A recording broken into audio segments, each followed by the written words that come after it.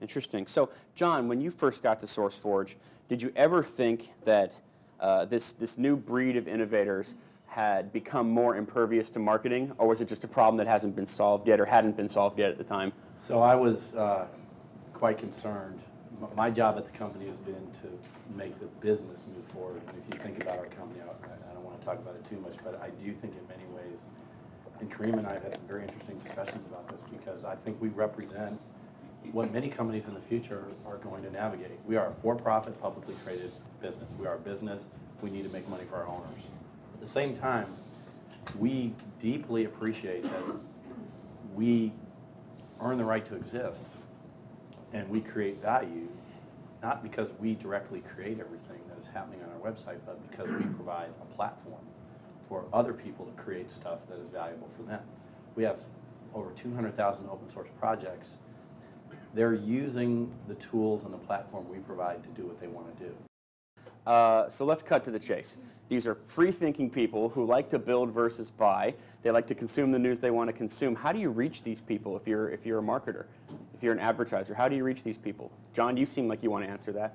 Absolutely. Well, first, go where they are. These are 32-year-old guys, for the most part. They know what they like, and they're not going to be interrupted or put off. But if you put the right stuff in front of them, it works great. So I was quite surprised and intrigued by the opportunities that exist for marketers and for companies who really are trying to do it right. If you can find a way, and I think what we're learning is as we've gone from the sort of the Facebook era of social networking, where you go to a social network and the site is, and each page is largely about you and your friends and your network, to these sort of micro social networks, like the Ning platform is the one I use, which has a million social networks about really, really narrow things. About, I mean, the broadest one is this is 50 cent site, but it goes all the way down to my little robotic site. But you don't go to a social network. You go to a specific topic, and once that happens, then suddenly the ads become really relevant. Ross has described our company as a public trust. We're a public company and a public trust. So I got to the company, I thought, oh my goodness, what an interesting challenge. We got to make the business work, and we have to serve the community. These people probably are going to hate ads. What are we going to do? It turns out... they love them. They can't get enough of them. Yeah, they ask us for more. But it turns out, and I think this is one of the kind of the themes that we see with the Googles of the world, people are actually quite open to advertising that is not intrusive, that fits with what they're interested in, and is respectful and relevant. And everybody says my ads are relevant, respectful, but I mean, how often do you go to a website and have something flash up in front of you before you can use it?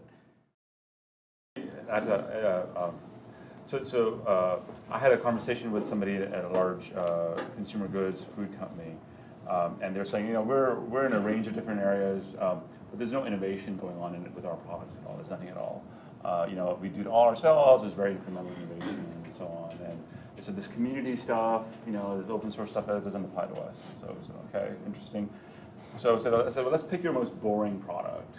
And they said, well, granola, we're a big business in granola. Okay, and do you think there's anything exciting going on in granola? I said, oh, absolutely not. The granola's been around for decades, and it's a commodity business for us.